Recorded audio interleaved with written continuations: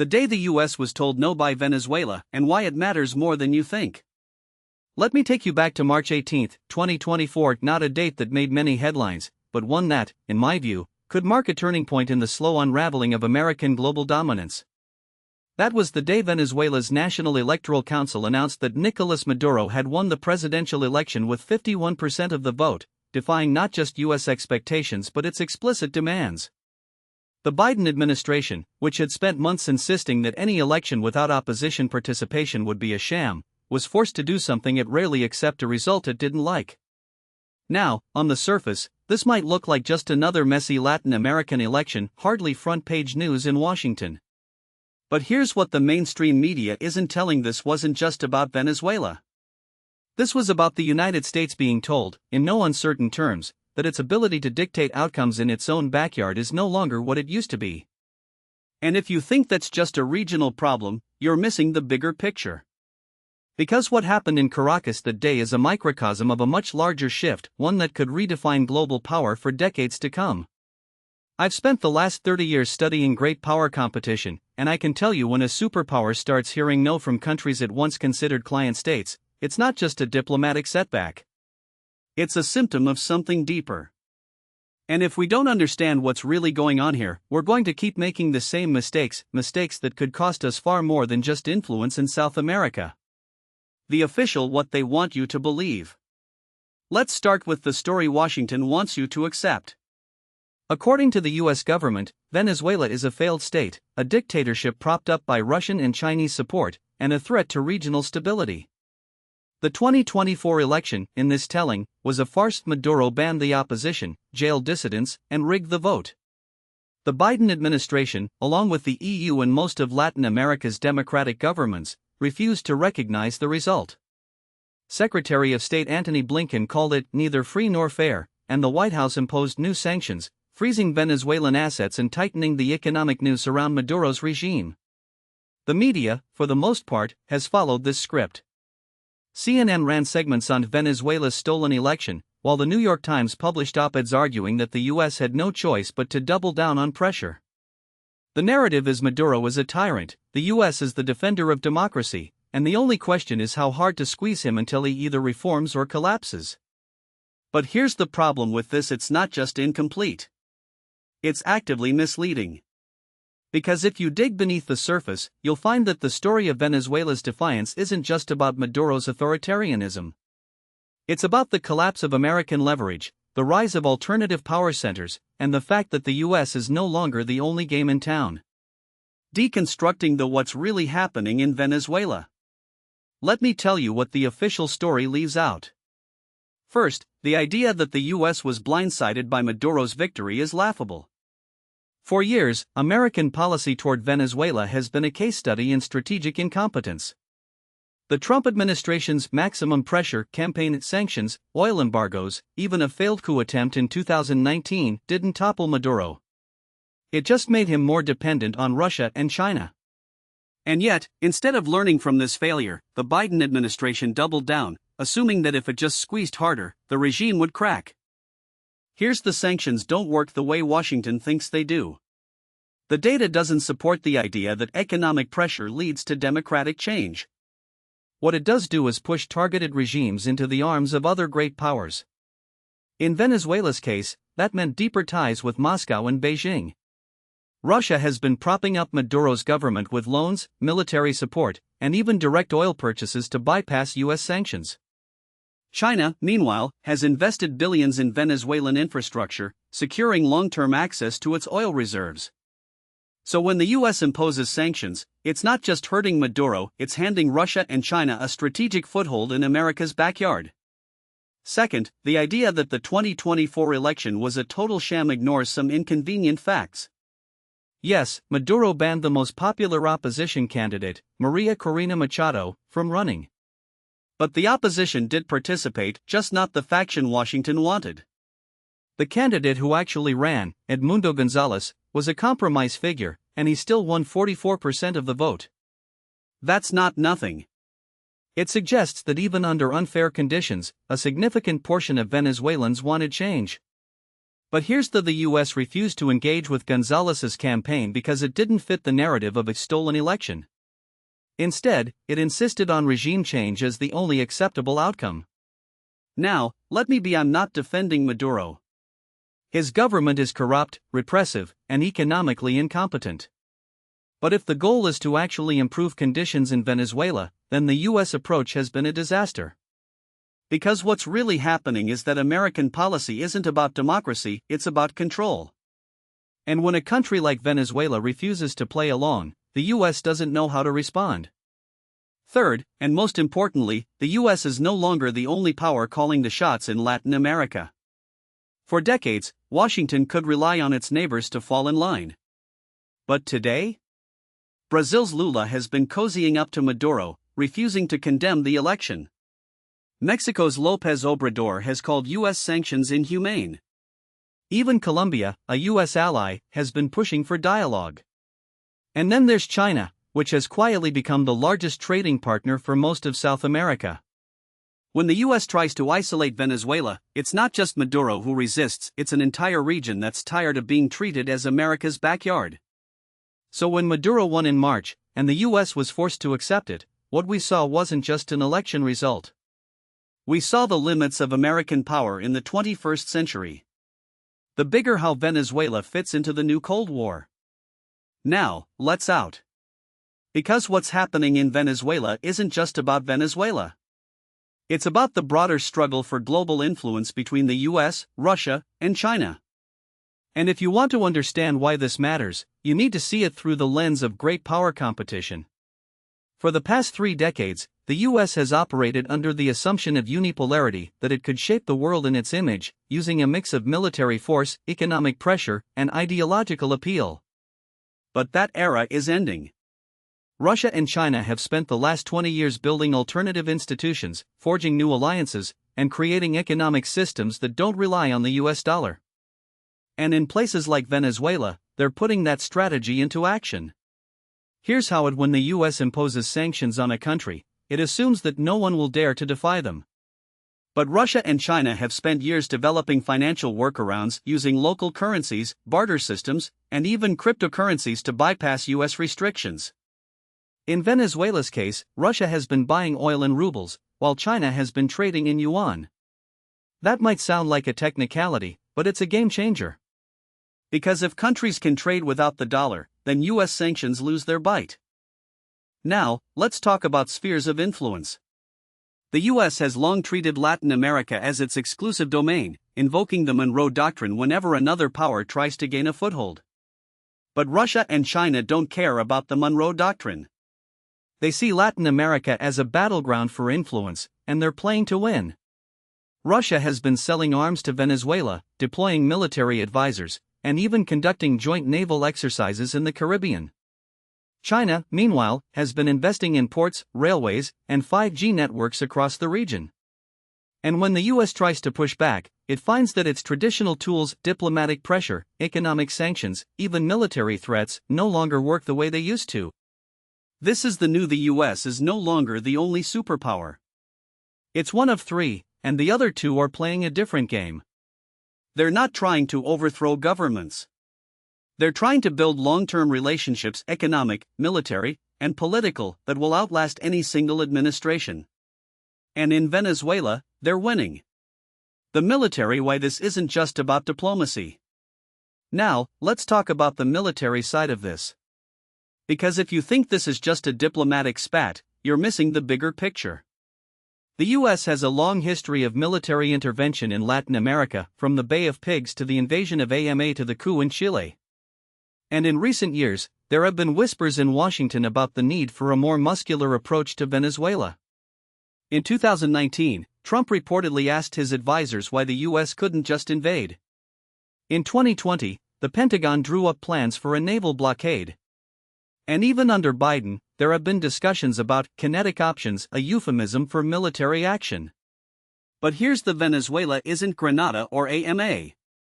It's a country of 28 million people, with a military that's been trained and equipped by Russia. And if the US were to launch a military operation, it wouldn't just be fighting Maduro's forces, it would be fighting a proxy war with Russia and China. Let me tell you something I've learned from studying. Military wars are easy to start but hard to finish. The US has spent the last 20 years bogged down in Iraq and Afghanistan, learning the hard way that regime change is a lot more complicated than it looks. And yet, there are still hawks in Washington who think Venezuela would be a quick and easy operation. They're wrong. First, Venezuela has one of the most heavily armed populations in the world. The government has distributed hundreds of thousands of rifles to civilian militias, and if the US were to invade, it would be facing not just the military but an entire population in arms. Second, Russia has been deploying advanced air defense systems in Venezuela, including S-300 missiles. That means any US air campaign would be far riskier than in Iraq or Libya. Third, China has been building up Venezuela's cyber capabilities, which means a US intervention could trigger a digital war that spills over into the US itself. And let's not forget the regional backlash. Even if the US could topple Maduro, it would face massive resistance from other Latin American countries. Brazil, Mexico, and Argentina have all made it clear that they oppose military intervention. And if the US were to act unilaterally, it would risk alienating the entire region, just as it did during the Iraq War. So when people in Washington talk about military options, what they're really talking about is a potential disaster. And the fact that they're even considering it tells you how desperate the US is to maintain its dominance in the region. The domestic why Venezuela matters in an election year. Now, let's talk about the domestic angle. Because this isn't just about geopolitics, it's about politics, period. 2024 is an election year in the US, and Venezuela has become a political football. For the Biden administration, the issue is a delicate balancing act. On one hand, it needs to appear tough on Maduro to satisfy the hawkish wing of the Democratic Party and to counter Republican attacks. On the other hand, it can't afford to escalate too much, because any military action would be a political nightmare. But here's the US doesn't actually have a coherent Venezuela policy. It's been improvising for years, lurching from sanctions to negotiations to threats and back again. And the reason for that is there's no domestic consensus on what to do.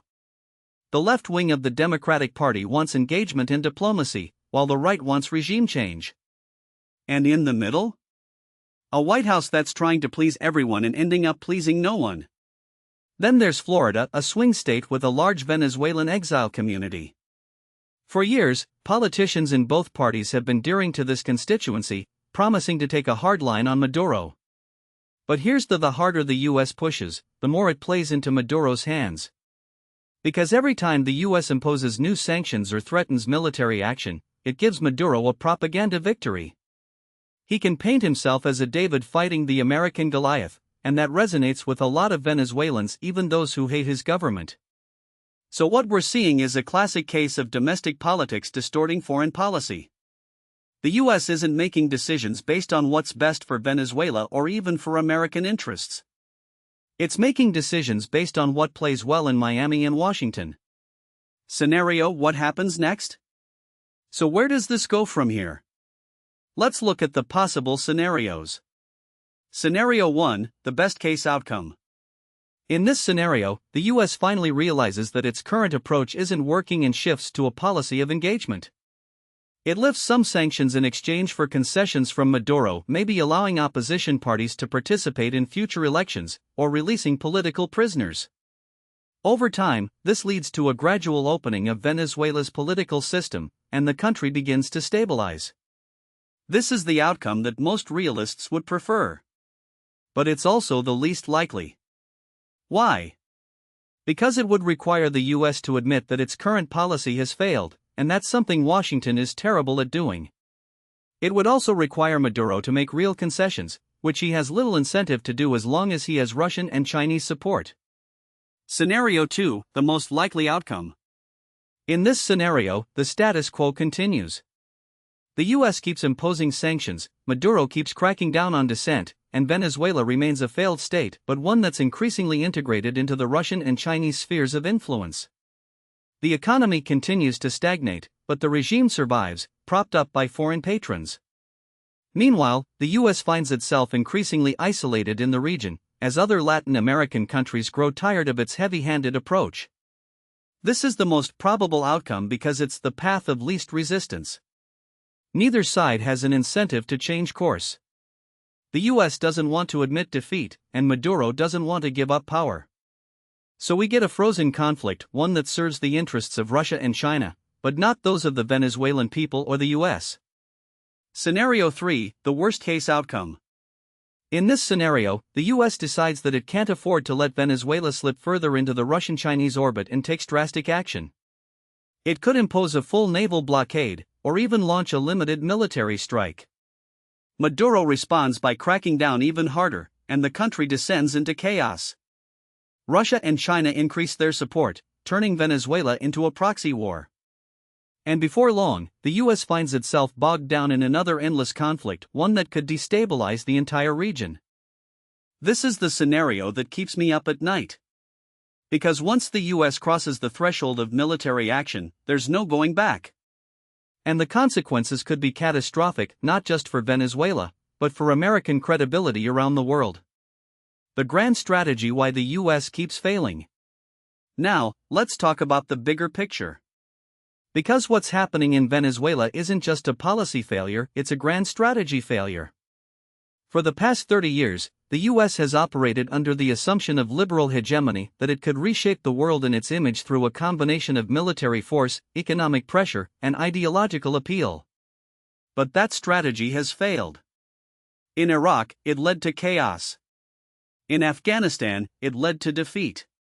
In Libya, it led to state collapse. And in Venezuela, it's led to a situation where the US has less influence than ever. The problem isn't just that the US is overstretched. It's that its entire approach to foreign policy is based on a flawed that other countries will always bend to its will. But in a multipolar world, that's no longer true. Russia and China have their own spheres of influence, and they're not going to give them up without a fight. And countries like Venezuela are learning that they don't have to choose between the US and chaos, they can choose Russia or China instead. This is the central dilemma of American foreign policy. The US is trying to maintain a level of global dominance that is no longer sustainable. And the more it tries to hold on, the more it risks overreach. Let me put this in historical terms. The British Empire declined because it tried to hold on to too much for too long. The Soviet Union collapsed because it overstretched itself militarily and economically. And now, the US is making the same mistake. It's trying to be the world's policeman, its economic enforcer, and its ideological leader all at the same time. And it's failing. What should the US do instead? So what's the alternative? If the current approach isn't working, what should the US do? First, it needs to accept that it can't dictate outcomes in every country. Venezuela is a sovereign nation, and its people will ultimately decide its future, not Washington. The US should focus on diplomacy, not regime change. That means engaging with Maduro's government, lifting some sanctions in exchange for concessions, and working with other Latin American countries to find a regional solution. Second, the US needs to stop treating Latin America as its backyard. The Monroe Doctrine is dead. The region is no longer a collection of client states, it's a collection of independent nations with their own interests. The US should be working with these countries as partners, not trying to control them. Third, the US needs to recognize that Russia and China are here to stay. It can't wish them away. Instead, it should be looking for ways to manage competition without escalating into conflict. That means setting clear red lines, but also being willing to negotiate when necessary. Now, I know this is controversial. There are people in Washington who will say that any engagement with Maduro's government is tantamount to appeasement. But let's be honest, what exactly has isolation achieved? Since the US first imposed sanctions on Venezuela in 2017, the country's oil production has plummeted from nearly 2 million barrels per day to around 700,000 today. Yet Maduro is still in power, Russia and China have deepened their foothold, and ordinary Venezuelans have paid the price in hyperinflation, mass emigration, and collapsing public services. If the goal was to weaken the regime, the strategy has failed. If the goal was to punish the Venezuelan people, it's working all too well. Now, what most people don't realize is that this isn't just about Venezuela. It's about the broader erosion of U.S. influence in what was once considered an uncontested sphere of dominance. The Monroe Doctrine, the 200-year-old declaration that the Western Hemisphere was off-limits to foreign powers, is not just dead, it's been buried, exhumed, and spat upon by history. And the U.S. foreign policy establishment is still trying to resurrect it with defibrillators made of sanctions and military posturing. Let me explain why this matters beyond Caracas. Venezuela is a test case for how the U.S. handles the rise of multipolarity in its own neighborhood. When Maduro turned to Russia for military support, signing a $4 billion arms deal in 2006, hosting Russian bombers in 2013, and allowing Wagner Group mercenaries to operate in the country, it wasn't just a diplomatic snub. It was a direct challenge to U.S. regional hegemony. And when China stepped in with billions in loans, oil for credit deals, and infrastructure projects, it wasn't just economic opportunism. It was a strategic investment in a future where Latin America is no longer a U.S. preserve. Here's the uncomfortable: the U.S. military is not prepared for this new reality. The Pentagon's 2022 National Defense Strategy identified China as the pacing challenge and Russia as an acute threat, but it still operates under the assumption that the U.S. can project power globally without consequence. That's a dangerous illusion. The U.S. Southern Command, responsible for Latin America, has seen its budget slashed in real terms over the past decade, even as Russia and China have exited their military cooperation with countries like Venezuela, Nicaragua, and Cuba. In 2023, Russia conducted joint naval exercises with Venezuela in the Caribbean, something that would have been unthinkable during the Cold War, when the U.S. Navy could have blockaded the entire region without breaking a sweat. Today, the U.S. struggles to even monitor these activities, let alone counter them. And it's not just about hardware. It's about doctrine. The U.S. military is still structured around the idea of fighting two major regional conflicts simultaneously, one in Europe, one in Asia, while maintaining global dominance. But what happens when the conflicts aren't just in Europe and Asia, but in your own hemisphere? What happens when a country like Venezuela, which the U.S. has spent years trying to isolate, suddenly becomes a staging ground for Russian and Chinese power projection? The U.S. has no coherent answer. Its playbook is stuck in the 1980s, when it could invade Grenada or AMA with impunity. Today, any overt military action against Venezuela would trigger a cascade of unintended consequences: Russian retaliation in Syria or Ukraine, Chinese economic countermeasures, and a regional backlash that could push even US-aligned governments like Colombia or Brazil into neutrality. Let me give you a concrete example. In 2019, when the US recognized Juan Guaidó as Venezuela's interim president and imposed a full oil embargo, it assumed that the regime would collapse within months. Instead, Maduro survived, Russia sent in military advisors, and China quietly increased its oil purchases from Venezuela at a discount, undermining the sanctions. The U.S. response? More sanctions. More rhetoric about restoring democracy. And more strategic drift. By 2023, even the European Union had quietly dropped its recognition of Guaidó, leaving the U.S. isolated in its own policy. That's not strength, that's a failure of imagination. Now, some will argue that the U.S. can't afford to back down, that any concession to Maduro would embolden other adversaries. But that's a false choice. The alternative isn't surrender, it's recalibration. The U.S. doesn't have to accept Maduro's authoritarianism, but it does have to accept that he's not going anywhere anytime soon. And if it wants to counter Russian and Chinese influence in Latin America, it needs to offer something better than sanctions and regime change fantasies. That means investment, not isolation. Engagement, not exclusion. And most importantly, humility, not the kind that comes from weakness, but the kind that comes from recognizing that the world has changed. Here's another uncomfortable: the US is still thinking in terms of containment, but the game has shifted to competition.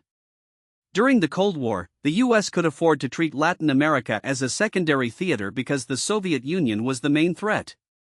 Today, China is the main threat, and it's playing a long game in the Western Hemisphere. While the U.S. has been distracted by wars in the Middle East, China has become the top trading partner for Brazil, Chile, Peru, and Argentina. It's building ports in AMA, railways in Argentina, and 5G networks in Mexico. And it's doing it without firing a shot. The U.S. can't compete with that if it's still trying to dictate outcomes from Washington. So what does a recalibrated US strategy look like? First, it means accepting that military force is a last resort, not a first option. The US has a long and ugly history of intervention in Latin America, from the Bay of Pigs to the overthrow of Allende to the Contra Wars, and every time it has tried to impose its will by force, it has ended up weakening its own position. Second, it means working with regional partners, not dictating to them. The Lima Group, which was supposed to coordinate a response to Venezuela, collapsed because it was seen as a US puppet show. The US needs to let Latin American countries take the lead in shaping their own future, even if that means uncomfortable compromises. Third, it means recognizing that economic statecraft is more effective than military posturing. The US still has leverage. Venezuela needs access to the US financial system, and its oil industry is desperate for foreign investment. But instead of using that leverage to demand regime change, it should use it to push for the release of political prisoners, free and fair elections, and an end to corruption. That's not appeasement, that's pragmatism. And finally, it means accepting that the US can't have it all. It can't be the world's policeman, its economic enforcer, and its ideological leader at the same time. It has to choose its battles. And right now, the battle for Latin America isn't one it can afford to lose, but it's also not one it can win with the tools it's been using. The day the US was told no by Venezuela wasn't just a diplomatic setback. It was a wake-up call. The question is whether Washington will hit the snooze button or finally wake up. Now, what most people don't realize is that this diplomatic standoff wasn't just about Venezuela saying no to the US, it was about the US finally hearing a regional consensus it had spent decades ignoring. The real story isn't in the headlines about Maduro's defiance, it's in the quiet calculations happening in Caracas, Bogotá, Mexico City, and even Brasilia.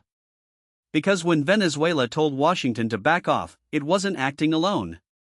It was speaking for a bloc of governments that have spent the last decade recalibrating their own relationships with power, sovereignty, and, most importantly, each other. Let me explain why this matters. The US foreign policy establishment still operates under the assumption that Latin America is a monolith that can be herded back into alignment with enough pressure, enough sanctions, enough rhetoric about democracy. But that assumption died somewhere between the failure of the Lima Group and the rise of the Puebla Group, a loose but increasingly influential coalition of left-leaning governments that includes Mexico, Argentina, Bolivia, and, yes, Venezuela. These aren't Soviet-style client states, they're sovereign nations with their own electoral mandates, their own economic interests, and their own deep skepticism of US intentions. And they're not afraid to say so. Take Mexico, for example. Andrés Manuel López Obrador, or AMLO as he's known, has made it clear that Mexico's foreign policy is one of non-intervention. That's not just rhetoric. When the US tried to rally Latin American support for recognizing Juan Guaidó as Venezuela's interim president in 2019, Mexico refused. When the US pushed for a regional condemnation of Nicaragua's crackdown on dissent in 2021, Mexico abstained. And when the US imposed sanctions on Venezuela's oil sector, Mexico quietly increased its own imports of Venezuelan crude, defying Washington's demands. AMLO's calculus is Mexico's priority is stability, not ideology. And if that means working with Maduro to secure oil supplies or negotiating with Cuba to manage migration flows, then so be it. Here's the uncomfortable: the US has spent so long treating Latin America as a subordinate region that it's forgotten how to engage with it as a collection of equals. The last time the US had a coherent Latin America policy was during the Obama administration, when it pursued a mix of engagement and pressure, normalizing relations with Cuba, negotiating the Colombia peace deal, and even holding bilateral talks with Venezuela. But that approach was abandoned under Trump, who reverted to the old playbook of sanctions, threats, and regime change rhetoric. And Biden, despite his campaign promises to restore dignity to US foreign policy, has largely continued Trump's Venezuela policy, albeit with slightly less bluster. The problem isn't just that this approach hasn't worked, it's that it's actively counterproductive. Every time the US tightens sanctions on Venezuela, it pushes Maduro closer to Russia and China. Every time it demands that Latin American countries fall in line, it reinforces the narrative that the US sees the region as a pawn in its geopolitical games. And every time it frames the conflict in Venezuela as a battle between democracy and authoritarianism, it ignores the fact that many Latin Americans see it as a battle between sovereignty and intervention. Now, let's talk about the domestic political dimensions of this. Because this isn't just a foreign policy issue, it's a domestic one, too. In the US, Venezuela has become a political football, a symbol of everything the right and left love to hate about each other. For the right, Maduro is the embodiment of socialist tyranny, a cautionary tale about what happens when you let the government take over the economy. For the left, U.S. policy toward Venezuela is a symbol of imperial overreach, a reminder of the dark history of U.S. intervention in the region. And for the Biden administration, Venezuela is a no-win situation, a policy that pleases neither side and accomplishes little. The result is a kind of policy paralysis. The U.S. can't ease sanctions without being accused of legitimizing Maduro by Republicans. It can't double down on pressure without being accused of starving the Venezuelan people by progressives. And it can't offer meaningful concessions without being seen as weak by its own allies. So it does what bureaucracies do when it kicks the can down the road. It imposes targeted sanctions on individual officials, it issues sternly worded statements, and it hopes that anything will change in Caracas. But here's the something is changing in Caracas. And it's not what Washington wants. Maduro has spent the last few years consolidating power, not through brute force, but through a mix of repression and co-optation. He's jailed opposition leaders, banned them from running for office, and rigged elections, but he's also allowed limited economic liberalization, including the partial dollarization of the economy and the reopening of private markets. The result is a kind of hybrid regime, one that's neither fully authoritarian nor fully democratic, but something in between. And it's working, for Maduro, at least. Inflation has dropped from over 1,000,000% in 2018 to just 200% in 2023. Oil production has stabilized at around 800,000 barrels per day, up from a low of 300,000 in 2020. And most importantly, Maduro has survived. The question is, what happens next? There are three possible scenarios, and none of them are good for the US. The first is that Maduro continues his slow-motion consolidation of power, using a mix of repression and economic pragmatism to stay in office. In this scenario, Venezuela remains a pariah state, but one that's increasingly integrated into the global economy on its own terms. China and Russia continue to invest in its oil sector, Iran helps it evade sanctions, and Latin American countries like Mexico and Brazil quietly engage with it for their own economic and political reasons. The US is left on the sidelines, its leverage eroded, its influence diminished. The second scenario is that Maduro overplays his hand. Maybe he cracks down too hard on the opposition, triggering a new wave of protests. Maybe he miscalculates and provokes a military intervention from Colombia or Guyana. Maybe he tries to nationalize foreign oil assets again, scaring off the few investors who are still willing to take a risk in Venezuela. In this scenario, the country spirals into chaos, and the US is forced to respond, not out of choice, but out of necessity. But by then, it's too late. The damage is done, and the US is left trying to clean up a mess it helped create. The third scenario is the most, that Venezuela becomes a proxy battleground in a larger geopolitical conflict. We're already seeing the early signs of this. Russia has sent military advisors to Venezuela. China has invested billions in its oil and mining sectors. Iran has provided drones and technical expertise. And the US has responded by tightening sanctions, designating Venezuela as a state sponsor of terrorism, and even floating the idea of a naval blockade. If this escalates, Venezuela could become the next Syria, a country torn apart by competing foreign interests, with no clear path to resolution. So where does that leave the US? The honest answer is that it leaves it with very few good options. But that doesn't mean it's out of options entirely. The first step is to stop pretending that Venezuela is an isolated case. It's not. It's a symptom of a larger regional shift, one that's been building for years. The US needs to recognize that Latin America is no longer a backyard, it's a neighborhood, and one that's increasingly willing to set its own rules. That means engaging with the region on its own terms, not Washington's. It means working with Mexico, Brazil, and Argentina to find regional solutions to regional problems, even if that means uncomfortable compromises. It means using economic leverage not to punish, but to incentivize. And it means accepting that the US can't dictate outcomes anymore. It can only shape them. The day Venezuela said no to the US wasn't just a diplomatic setback. It was a moment of clarity. The question is whether Washington will use that clarity to recalibrate its approach or whether it will double down on a strategy that's already failed. Because if there's one thing history teaches us, it's that empires don't last forever. And the US is no exception.